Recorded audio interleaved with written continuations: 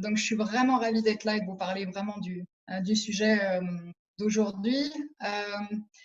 Si je résume un petit peu tous ces mots un peu barbares que la société a voulu mettre dans des cases universitaires, pour résumer, je dirais que pendant 7 ans, j'ai essayé de faire parler des souris en étudiant le comportement non verbal, forcément.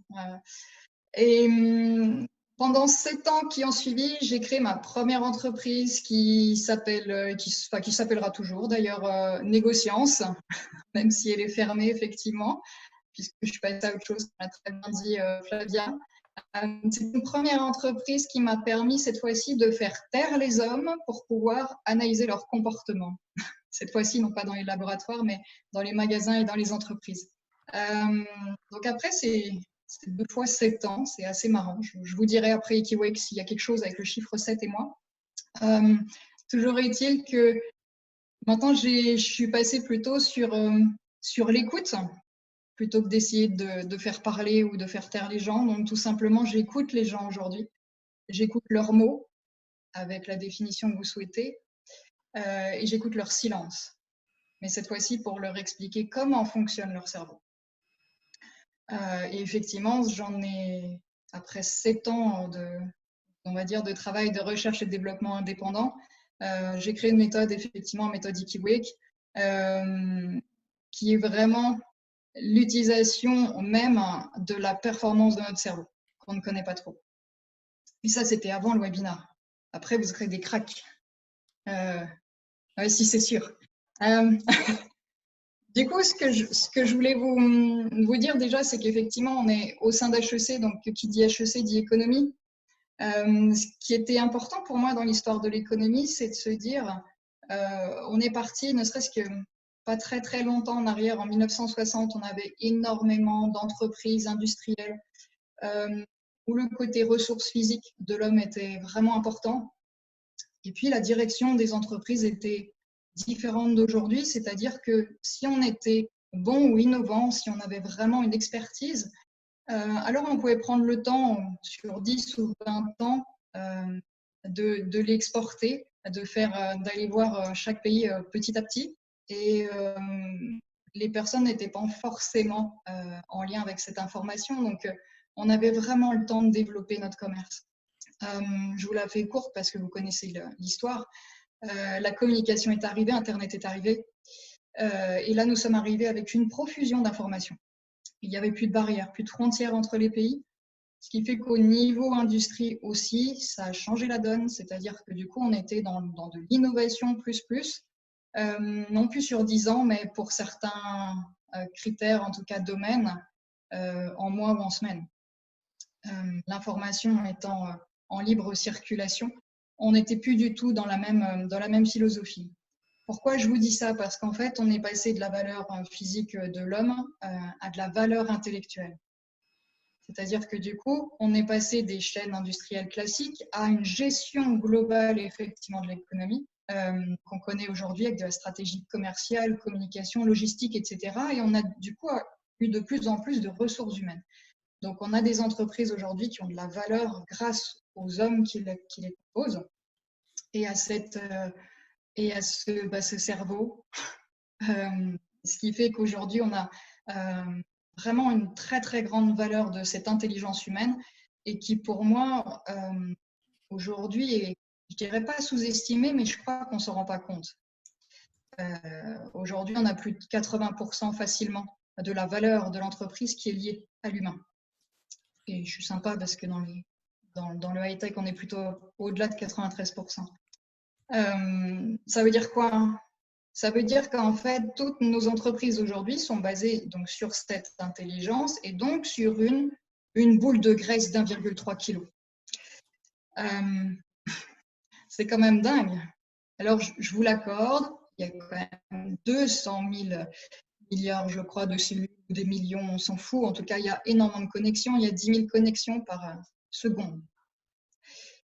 D'un coup, ça change la donne, effectivement. On arrive sur une puissance humaine qui est bien supérieure à l'ordinateur, clairement. Et pourtant, bah, tout le monde s'en fout en fait. On ne sait même pas comment fonctionne notre cerveau. C'est-à-dire que toutes nos entreprises aujourd'hui sont basées sur des ressources humaines, sur de l'intelligence, et finalement, on ne sait pas comment ça fonctionne. Alors, je ne sais pas quoi en dire, c'est juste un constat quelque part. Et je me dis, bah, si on a envie aujourd'hui de faire avancer nos entreprises et notre économie, on n'a pas le choix que de comprendre déjà comment on fonctionne. En tout cas, c'est ma philosophie. L'idée, c'est quoi? C'est plus on a été dans cette économie du plus vite, de la plus grande quantité, hein, du toujours plus, ça a donné effectivement des organisations qui étaient différentes. Et moi, ce qui m'intéresse aussi, c'est de se dire quel est l'impact, finalement, de ce toujours plus sur notre cerveau. Alors, qui dit chercheur, dit forcément des supports incroyables de laboratoire. Alors, j'ai pas des études avec moi parce que j'ai pas un grand écran, donc voilà. Par contre, je tenais vraiment à venir avec une imagerie, une IRM avec moi pour vraiment vous expliquer comment fonctionne le cerveau. Alors, je l'ai juste un peu simplifié hein, pour que ça passe à l'écran. Donc, je vous présente le cerveau. Voilà, enfin, c'est une simple simplification, hein, vraiment deux, trois détails, pas grand-chose, vraiment. Qu'est-ce qui est bon à savoir en fait à ce niveau-là? C'est juste de dire à un moment donné, on a deux hémisphères. À partir de là, vous savez tout. Je pourrais presque répondre à vos questions. Bon, ok, je vais quand même je vais quand même vous en dire un peu plus. Je vais plus loin, je suis dingue, vous avez un hémisphère droit. Alors peut-être que c'est inversé avec votre caméra, c'est la grande différence. Rassurez-moi, c'est bien le droit pour vous ici? Ok. Et donc, vous avez votre hémisphère gauche. Pourquoi c'est important? Parce que vous avez votre hémisphère gauche qui s'appelle, en fait, enfin, qui s'appelle, c'est le nom que j'aime bien lui donner. C'est une intelligence analytique. Ah oui, je ne vous ai pas dit, non seulement je viens avec des IRM qui sont extrêmement confidentielles, mais en plus, je fais un jeu d'animation qui est incroyable. Donc, je sais, c'est toujours un peu surprenant. Ce qui est important, c'est cette partie analytique qui va vous permettre quoi? Qui va vous permettre d'analyser des tableaux Excel, qui va vous permettre de vous projeter pour vous dire ce que vous allez faire la semaine prochaine, voire dans 2 secondes et demie. Et puis, vous avez de l'autre côté, donc cette partie droite, effectivement, je n'hésite pas, je plaque une deuxième animation, qui est l'intelligence sensorielle. Qu'est-ce que ça nous apprend? Vous savez, c'est en général, ça a été assez galvaudé, on dit oui, c'est un cerveau droit, vous l'avez déjà entendu ça? En gros, c'est si c'est un artiste, c'est un cerveau droit et comment dire, il vaut mieux être avocat ou médecin dans notre société aujourd'hui. Ce qui fait qu'on a banni gentiment cette partie droite alors que c'est une intelligence, et je le répète, une intelligence sensorielle, donc basée sur tous nos sens. Et je vais vous expliquer comment ça fonctionne. Dans la société, du coup, en tout cas dans l'entreprise, qu'est-ce qui va se passer? Ce cerveau gauche et ce cerveau droit qui va être confronté à cette économie du toujours plus, hein, parce que j'ai quand même pas oublié mon introduction, qu'est-ce que ça va faire sur notre cerveau? En fait, ça va suractiver cette partie gauche. Elle va vraiment être hyperactive. Par chance, l'autre partie ne va pas s'atrophier, parce que normalement, dans un corps humain, si un organe ou une activité n'est pas utilisée, elle est atrophiée, voire elle disparaît. Alors, je vous rassure, c'est là, c'est pas atrophié, tout va bien, ça manque juste de couleur. Alors, l'idée, c'est quoi? C'est de se dire, cette partie gauche qui est suractivée, parce que forcément, vous êtes dans les projections, qu'est-ce qu'on fait demain, quels sont les objectifs? Alors, vous avez cette possibilité d'aller dans le passé. Mais vous avez aussi la possibilité, grâce à cet hémisphère, d'aller dans le futur. C'est quand même incroyable. Déjà là, juste un instant, on se dit, mais il y a des gens qui essayent d'imaginer une machine pour voyager dans le temps, quoi. Mais en fait, vous le faites tous les jours. Puis en plus, ça coûte rien. Mais enfin, ça, c'est autre chose. Et puis, vous avez donc cette partie droite qui vous permet justement, finalement, d'aller dans le présent.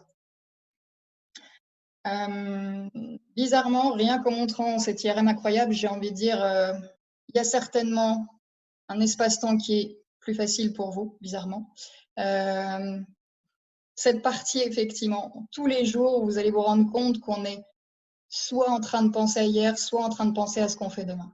Et on l'a depuis le début, c'est-à-dire, on demande même aux enfants, mais ils ont 4 ans, et on va leur dire, qu'est-ce que tu veux faire demain plus tard? Super. Et sinon, je suis en train de jouer à mes Legos, c'est tout, quoi. Donc, on a cette importance, ce va-et-vient dans le temps qui est assez incroyable avec cette partie gauche et cette partie droite qui est dans le présent. Qu'est-ce que ça nous apporte au sein de l'entreprise, vraiment? Là, évidemment, vous allez avoir la possibilité de faire tout ce qui est Excel, tout ce qui est business plan. Et comme on va dire, vous voyagez entre le passé et le futur, vous avez aussi la peur qui est activée. Pourquoi? Parce que dans vos projections, vous allez avoir la peur de l'atteinte de vos objectifs. Est-ce que finalement demain, ça sera vraiment ce que j'ai imaginé? Donc, on va avoir la peur du lendemain, la nostalgie du passé. Enfin, c'est juste fun, en fait, cette partie-là. Donc ça, c'est ce qu'on vit tous les jours, en fait. Et puis, c'est vraiment cadeau, c'est pour vous. Lorsqu'on est au moment présent, voilà, on arrive dans une véritable sérénité et un calme. Pourquoi? Parce que du coup, on est là, pleinement là. On respire juste, en fait. Et on part plus avec notre mental à dire, mon Dieu, est-ce que ça va être OK? Est-ce que je vais chercher les enfants? À quelle heure ils sont? Est-ce qu'ils ont goûté? Faut que j'aille à ma conférence, etc. Donc là, on se pose. Ce qui est important, c'est de se dire, je ne sais pas si je vous le dis ou si je le garde pour moi. Ça me coûte, hein. OK, allez, c'est entre nous, juste parce qu'on n'est pas nombreux et puis que personne ne le saura. Ce qu'on cherche tous, c'est à être innovant, à être créatif. C'est juste ça. Sauf que nous, on vit là et on voudrait être innovant. Va falloir basculer. Qu'est-ce que tout ça nous emmène? Vous savez, c'est les 2 dernières animations incroyables. Donc, ce cerveau, effectivement, va nous permettre l'anticipation, comme je vous ai dit. Et puis, de l'autre côté, on sera plutôt dans un état de vigilance. OK? On pourrait presque faire un parallèle, c'est-à-dire que l'humain est là, avec son cerveau qui fonctionne énormément, et puis on va avoir un état plutôt animal, où l'animal, il ne va pas tomber dans l'anxiété ou avoir peur du futur ou du passé. Il est juste là. Par contre, s'il y a un danger, sa vigilance lui permettra effectivement d'y répondre. Donc de fuir ou d'avoir d'autres stratégies. Or, nous, on est en éveil perpétuel d'une, comment dire, c'est plus qu'une hypervigilance, c'est-à-dire qu'on est presque en crainte quotidienne que quelque chose nous arrive, en fait. On attend presque. Donc ça, on va arriver dans une situation de stress énorme et qui va nous fatiguer, etc. Et encore une fois, c'est ce jeu de va-et-vient entre le passé et le futur. L'idée, c'est quoi? C'est de se dire quel est l'impact dans tout ça quand on a une période de crise. Parce que ça, c'est presque une période normale, c'est-à-dire un cerveau là qui est super activé avec cette anticipation, etc. Maintenant, quand on a une crise, eh bien, on ne peut plus anticiper. Seulement, voilà, on a aujourd'hui fait tellement de gestion humaine, de tableaux financiers, de projections, que ces projections qui sont malgré tout à la base des prévisionnels et donc juste, je dirais, une guidance presque pour l'entreprise, c'est devenu une certitude et c'est des tableaux que les managers utilisent effectivement pour emmener la réussite, en tout cas emmener l'équipe et l'entreprise vers les objectifs. Ce qui fait que ce qui aurait dû rester une prévision était devenu quelque chose de figé. Et on y a cru. Ce qui fait que si un jour on enlève effectivement ces tableaux, alors il ne reste plus rien. Et on est face à un vide. Ce fameux vide que les managers, dirigeants aujourd'hui ont, finalement, c'est un vide qui est naturel pour des créateurs d'entreprise. Donc en fait, ce n'est pas si grave. Le peur du vide, finalement, c'est pas si grave. Il faut juste l'apprivoiser. Il faut juste changer complètement notre utilisation du cerveau et de dire oui à toute cette partie droite qui est l'intelligence qui va nous permettre de répondre à une urgence, de répondre à une situation qu'on n'aurait jamais imaginée et de vraiment être pleinement présent face aux événements finalement qui se déroulent et de les regarder pas à pas et d'agir en fonction d'eux. Ça veut dire que ça change tout le paradigme, effectivement. Ça veut dire que on va quitter un peu cette casquette de manager qui, d'ailleurs, ne peut manager que ce qu'il connaît. Je résume un peu, mais je trouve que ça donne vraiment cette aptitude à suivre les tableaux et les directives. Donc, il va manager que ce qu'il connaît. Et un créateur ne pourra créer que ce qu'il ne connaît pas. Oui, c'est marrant. C'est presque une porte ouverte, mais en même temps, je pense que c'est vraiment important. Je vous ai fait une présentation artisanale parce que j'y tenais, pour vous montrer à quel point on peut utiliser n'importe quelle situation aussi. J'espère que c'était pas désagréable pour vous. Ça explique vraiment comment fonctionne le cerveau. Et ce qui est important, c'est de se dire, c'est bien beau, mais maintenant qu'on sait, qu'est-ce qu'on fait? C'est vrai, c'est pas... Alors, soit on arrête la webinaire ici, là, et puis on se dit, bah voilà, c'était bien comme partie 1. Mais j'ai vraiment envie de partager tout ça avec vous, vraiment, parce que je pense que la situation s'y prête, et puis parce que je suis comme ça, vraiment. L'idée, c'est vraiment de réussir à glisser de cette partie gauche à la droite.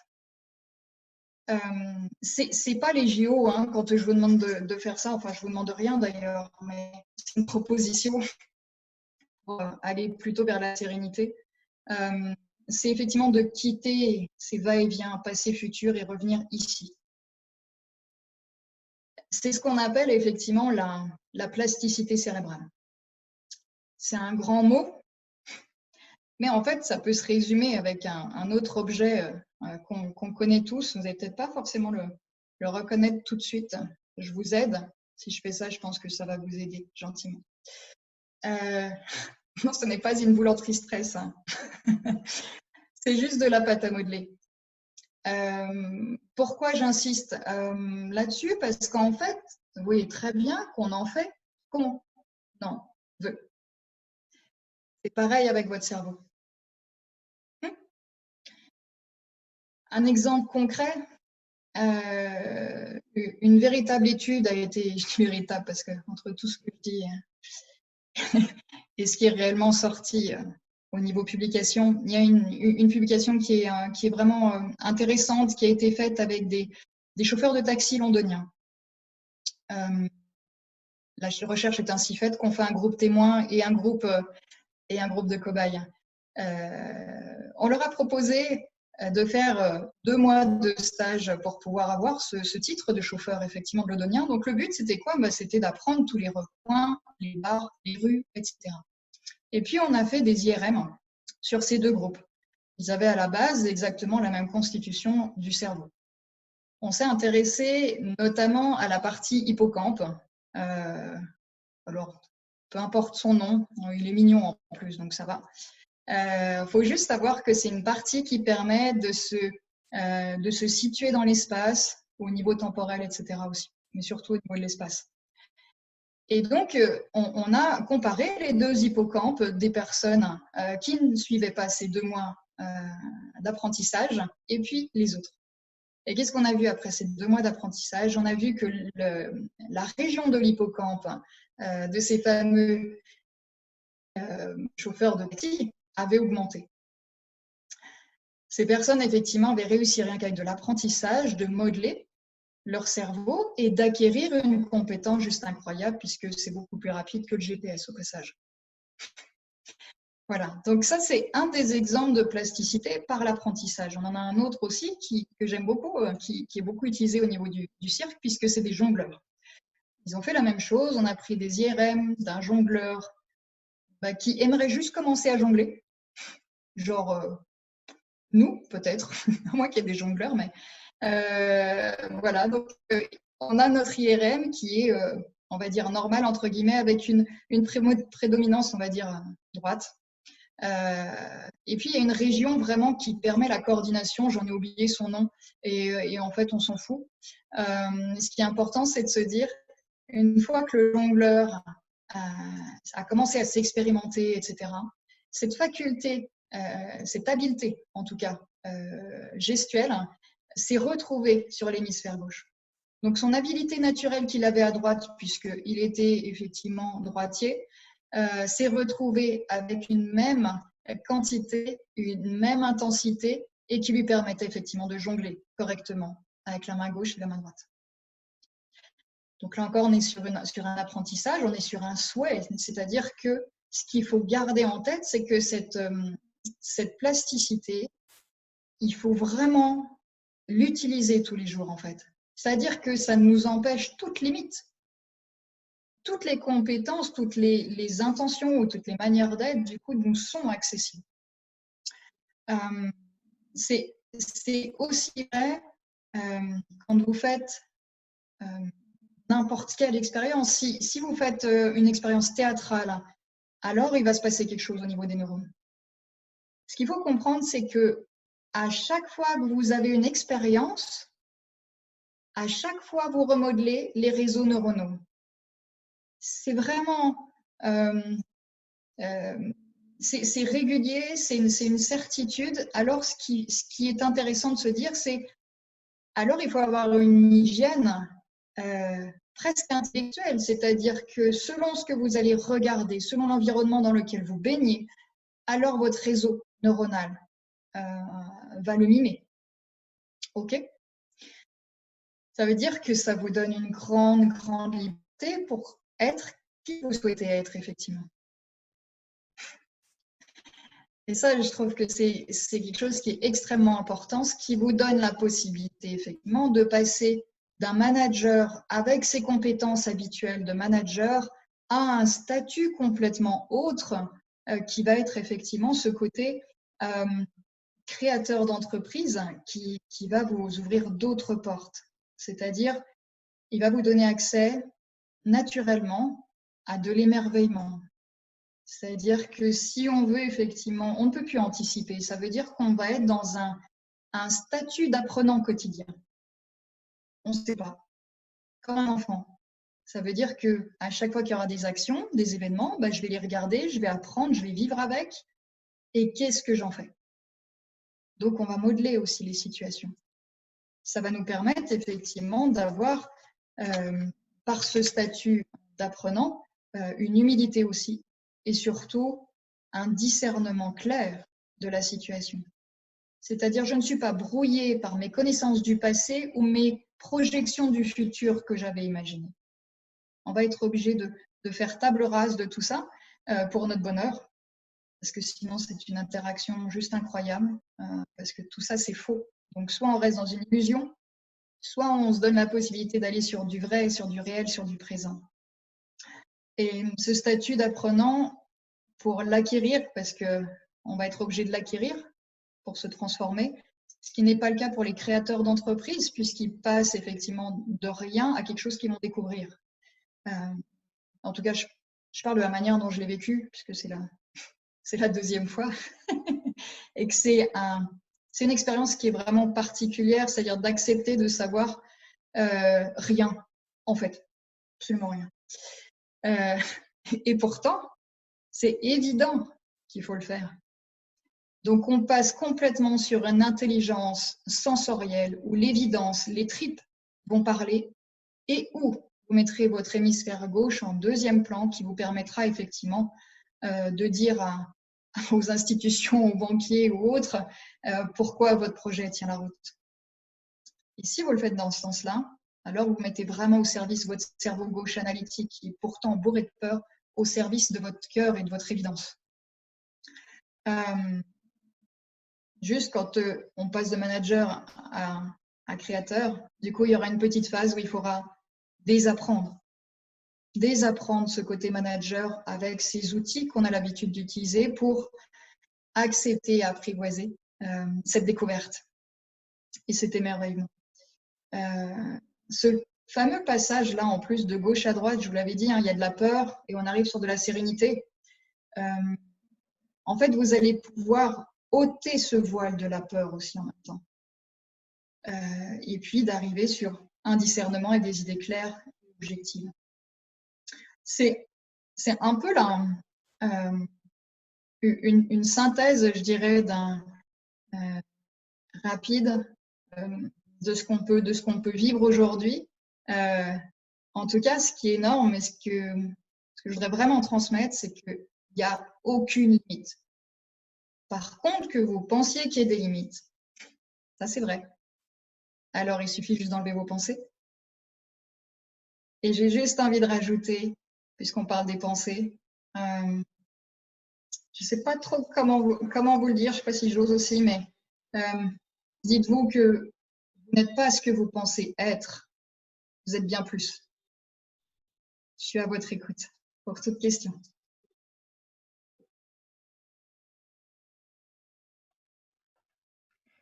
Alors, il y a un commentaire de Nadine dans le chat qui dit la peur galvanisante ou bloquante, même démarche. Alors, pour moi, la peur, elle n'a pas lieu d'être.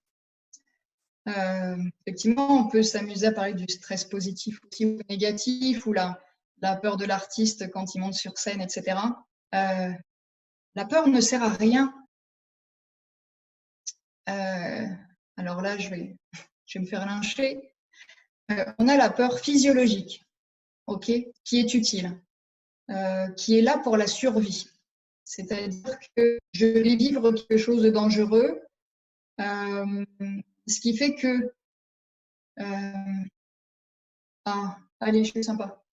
Vous m'autorisez quelques accessoires. On va retourner un peu dans le temps.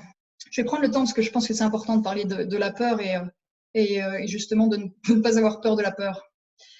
Parce que c'est des mécanismes de survie qui sont extrêmement vieux, qui sont là depuis belle lurette, depuis qu'on est homme ou femme préhistorique.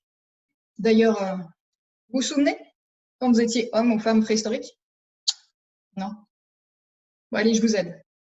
Vous étiez comme ça, petit homme préhistorique, ou, parce que oui, on est quand même dans la parité, ou vous étiez effectivement comme ça. Je suis sûre que maintenant, c'est beaucoup mieux dans votre tête. Donc maintenant que vous les avez vus, je suis sûre que vous arriviez maintenant à ressentir votre état d'homme préhistorique ou de femme préhistorique. Sauf que ces deux personnes n'ont pas le même, ne vivent pas le même quotidien. Vous allez voir que c'est encore vrai aujourd'hui, mais ça, je dis rien. C'est une autre conférence. Partons de la vie de petit homme préhistorique. Qu'est-ce qu'il faisait? Il sortait de sa caverne et son boulot à lui, c'était d'aller chercher de la nourriture pour les petits et pour madame. Oui. Et donc, qu'est-ce qui se passait? Il voyait sa plus grande trouille à lui, c'est de ne pas pouvoir revenir à la caverne. Hein. Sa trouille, lui, c'est direct. Hein. C'est peut-être qu'il peut mourir. Ce qui n'est pas rien. Hein. Donc, il va falloir qu'il se méfie. Et il va y avoir de la peur à un moment donné, quand il va voir des feuillages bouger, etc. Il sera en alerte, parce que n'importe quel mammouth ou prédateur peut venir le manger. Okay, à un moment donné, il va passer vers des baies bleues qui vont l'attirer. Mais du coup, ça reste du plaisir. C'est fruité. Et là, il se dit, mon Dieu, il y a quand même du danger. Donc, il va passer à côté du plaisir pour être sûr, effectivement, de ne pas se faire croquer. Et puis, il va aller à sa chasse et il va revenir. Éventuellement, sur le chemin du retour, il ira peut-être manger ses baies bleues, mais vite fait, hein, parce qu'il y a quand même du danger. Donc, sa peur à lui, elle va être directe. Il va réussir effectivement à rentrer. Cela dit, quand il rentre et qu'il est dans la caverne et qu'il retrouve Femme de Cro-Magnon, c'est classe, non, comme prénom, Femme de Cro-Magnon. Je devrais les baptiser, je pense. Il va être dans sa caverne, effectivement, au chaud, avec ses petits Cro-Magnons. Et là, il n'y aura plus de peur. Heureusement. La peur s'éteint. La peur est juste là pour lui maintenir un éveil quand il y a vraiment le danger. Sauf que l'humain a quelque chose d'assez extraordinaire. Il a cette capacité de transformer la peur en anxiété. Trop bien. L'anxiété, c'est quoi? C'est vraiment de la peur chronique. De la peur qui est créée parce qu'on imagine. Parce qu'on a peur que ce qu'on a vécu se répète, ou parce qu'on a peur de gestes, ou parce qu'on a peur, c'est infini. Peur de l'inconnu, etc. Et c'est ça qui va nous épuiser, effectivement. Donc, en fait, on va se créer une peur illusoire. Donc, la peur physiologique, oui, parce qu'elle est là pour nous sauver.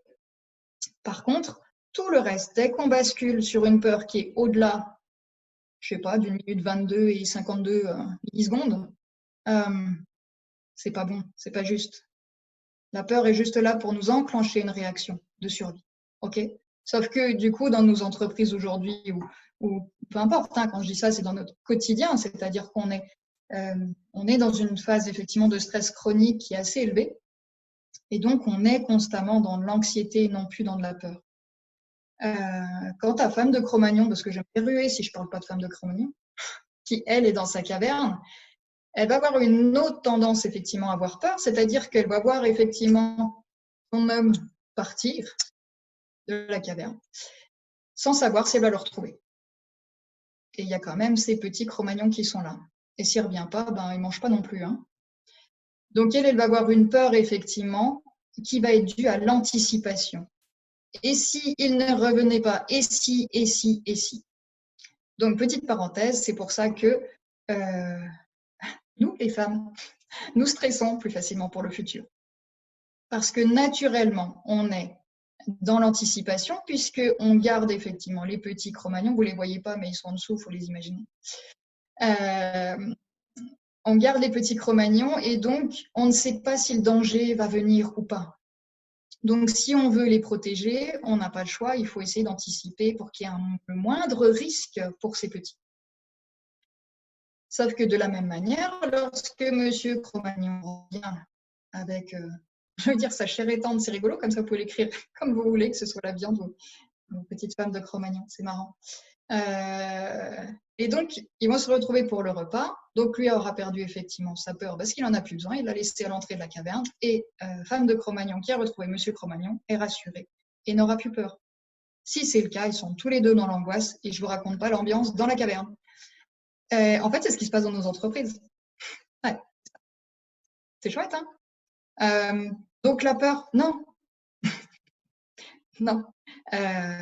Il faut vraiment trouver la racine de cette peur à chaque fois, hein, parce que c'est extrêmement enrichissant et permet cette évolution. C'est-à-dire qu'effectivement, tout ce qui nous limite dans la vie, ce n'est pas une limite de la croissance, ce n'est pas une limite du marché, c'est la limite que les hommes se mettent. Je pense que j'ai répondu, non? Ah non, il y avait d'autres.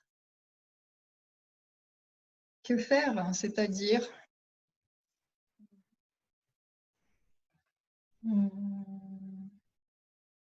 On peut lui donner la parole, peut-être. Nadine, tu es là? Oui, je suis là. Alors, je voulais que tu expliques, enfin, comme moi, j'ai eu l'opportunité de travailler avec Delphine. Il y a effectivement des méthodes, des outils. Tu ne peux pas dire j'ai plus envie d'avoir peur. Je veux dire, tu ne peux pas te lever le matin en disant j'ai plus envie d'avoir peur. Donc, qu'est-ce qu'on peut faire, nous, individus lambda, pour lutter sur cette peur? Parce que je veux dire, la peur physiologique, on l'a compris. L'anxiété, on l'a compris. Et comment on fait pour lutter contre l'anxiété? Quels outils? Alors je suis ennuyée avec plusieurs termes. Effectivement, le mot outil. En fait, il n'y a pas d'outil pour, je dirais, enlever cette peur exagérée, hein, ou cette anxiété. On va l'appeler anxiété. Comme ça, on ne se trompera pas entre peur physiologique et anxiété. En fait, c'est quelque chose qu'on s'est rajouté nous. C'est quelque chose qu'on avait à la base. Vous vous souvenez quand vous étiez bébé, là? Je vous ai dit, hein, j'ai toute une panoplie d'objets qui m'entourent. C'est incroyable. Cet enfant ou ce bébé, du coup, lorsque vous le changez sur la table à langer, il est tout gazouillot, il est tout mignon. Alors, on va prendre les bonnes conditions. Hein, ok, on fait fi de toutes les mésaventures, hein, de changement de couche.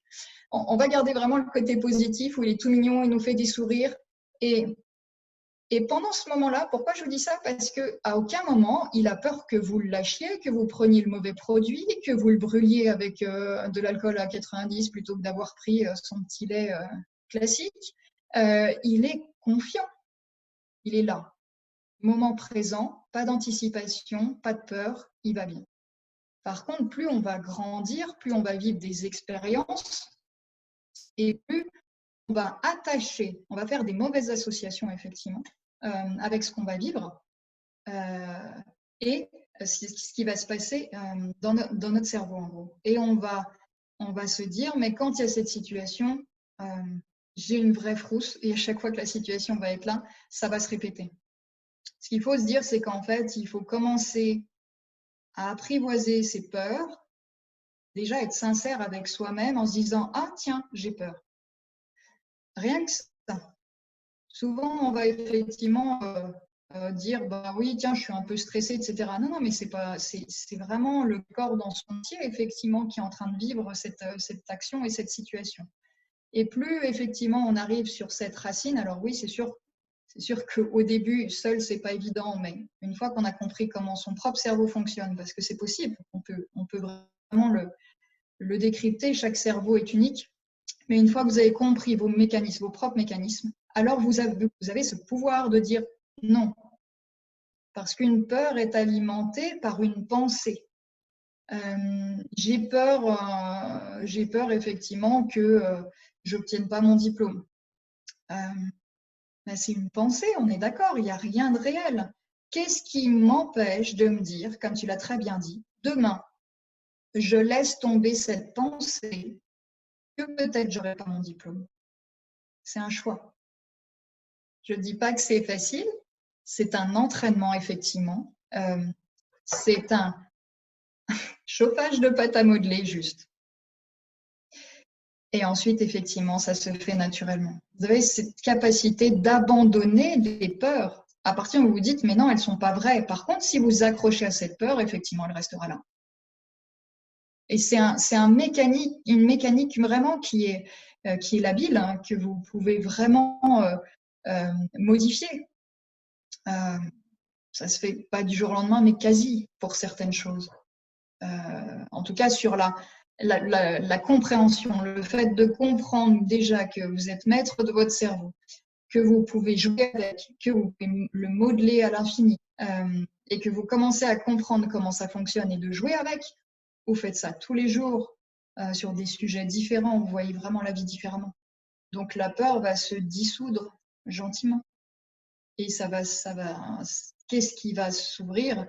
Il va y avoir de la confiance, effectivement, confiance à l'autre, confiance avec soi. Voilà, c'est un équilibre qui se fait naturellement. Et du coup, plus vous avez confiance en soi, en vous, plus on a de confiance en soi, et plus cette peur qui était encore un peu là va s'estomper. Ce qui est magique dans le cerveau gauche et droit, c'est qu'il y a un équilibre. Donc, à partir du moment où vous jouez sur un côté, ça va être favorable pour l'autre, et comme c'est favorable pour l'autre, ça va diminuer l'autre. C'est extraordinaire. Et puis, il y a des moments effectivement d'extrême angoisse où effectivement le cerveau gauche va effectivement être suractivé, mais vous allez pouvoir ressentir ces mécaniques et du coup de vous dire stop. Et oui, on peut réellement se dire stop. C'est quelque chose qu'on n'a pas l'habitude de faire, mais qui, une fois que ça rentre dans le quotidien, c'est vraiment, voilà, c'est vraiment salvateur pour vous, c'est pour la clairvoyance aussi d'une entreprise, pour les salariés. Parce que ça change votre manière d'être. Vous n'êtes plus dans la peur, vous êtes dans l'ouverture. Et ça, c'est vraiment, voilà, c'est vraiment important du coup. Et c'est en ça que je disais qu'on était responsable de nos perceptions, c'est-à-dire soit je perçois de la peur, soit je perçois une opportunité, une ouverture. Et c'est pas juste conceptuel, ça doit être intégré physiquement. Je dois ressentir effectivement cette ouverture et ce sentiment de création. Est-ce que j'ai répondu du coup? Je me suis un peu étalée, mais…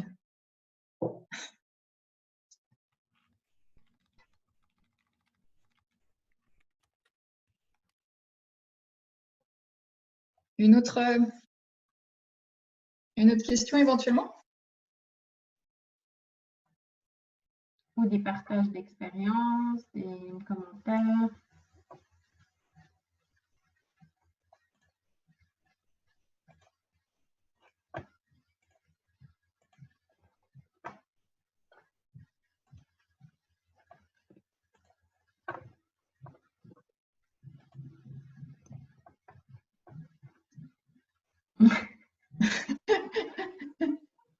Nadine. Effectivement, le proverbe tibétain dont j'ai parlé la dernière fois, c'est-à-dire ne pas dire si un problème a une solution, ne t'inquiète pas, et s'il n'a pas de solution, ne t'inquiète pas. C'est vrai que depuis que je me le répète tous les jours et qu'il est sur mon bureau, je ne considère que ma peur physiologique et mon anxiété par le biais de ça. Donc, de diminuer aussi l'anxiété des autres et d'arrêter aussi de prendre des problèmes que je ne suis pas capable de résoudre. Ça, c'est un peu ce que… Enfin, nous, on s'est rencontrés en septembre. Donc, si tu veux, entre septembre et mai, ce qui a changé en moi, c'est effectivement le fait de prendre du recul sur est-ce que moi, je peux faire quelque chose pour ça? Oui, j'agis. Je ne peux pas. Je laisse de côté. Ce n'est plus mon problème. Et donc, ça aussi, ça, tu peux aussi intervenir. Le fait que je dis aux autres, écoute, je ne peux rien changer là-dessus. Donc, je ne vais pas me faire du souci pour ce que je ne peux pas changer. C'est parfois aussi mal pris par la personne à qui je raconte ça. Alors en fait, il faudrait peut-être juste rajouter quelque chose à ta phrase pour évidemment éviter de choquer une personne qui vit pleinement la situation. C'est-à-dire qu'effectivement, la crise et puis les autres qu'on a connues avant et qu'on connaîtra après, sont des situations qu'on n'a pas anticipées, qu'on n'a pas souhaitées, qu'on n'a pas voulu et qui vient et qui est là. Donc, soit on est en confrontation et on est en refus par rapport à ce qui se passe. Et là, ça va être compliqué parce qu'il va y avoir une source de stress, de l'énergie qui va tomber, ça n'aura pas de sens. C'est-à-dire qu'effectivement, la crise est là et on n'y peut rien. Par contre, donc on n'est pas responsable de cette crise, par contre, on est responsable de ce qu'on en fait. C'est-à-dire à partir de ce qui est, parce qu'effectivement, on ne peut pas changer. Comment je suis vraiment, comment je le vis. Et ça nécessite effectivement du recul et de se dire, effectivement, je ne suis pas responsable et c'est. Donc la première étape, c'est d'accepter pleinement la situation. Et c'est ce qui permettra rapidement de rebondir sur de la résilience et puis de trouver des nouvelles stratégies. Alors que si on reste figé dans le refus ou limite on reste effectivement dans cette nostalgie du passé ou à se dire mais oui, mais c'était mieux avant parce qu'il y avait ça, c'était plus sûr, etc. Le temps que vous dites tout ça, déjà, et d'une, vous faites du mal physiquement et en plus, ça n'avance pas. Dans un système économique, c'est juste pas possible. Donc, c'est la catastrophe, c'est clair. Nos business plans ne servent à rien, c'est clair. Maintenant, qu'est-ce qu'on fait? Ça veut dire que du coup, on est là et on regarde pas à pas ce qui se passe.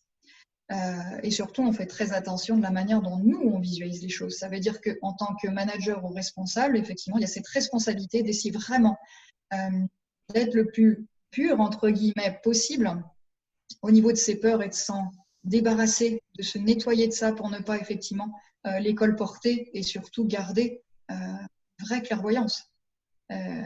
C'est ça en fait le but. C'est pas d'aller chercher quelque chose de plus, c'est d'enlever tous nos voiles qui nous empêchent de voir la situation telle qu'elle est. Donc c'est plutôt de ce côté-là. C'est pas un m'en-foutisme. C'est vraiment de se dire ok, il pleut, ok, il pleut. Ou alors est-ce que je m'entête à me dire oui, je voulais qu'il fasse beau parce que je voulais prendre mon vélo, etc. Non, il pleut. Et puis si j'ai vraiment envie de faire du vélo, je prends une capuche.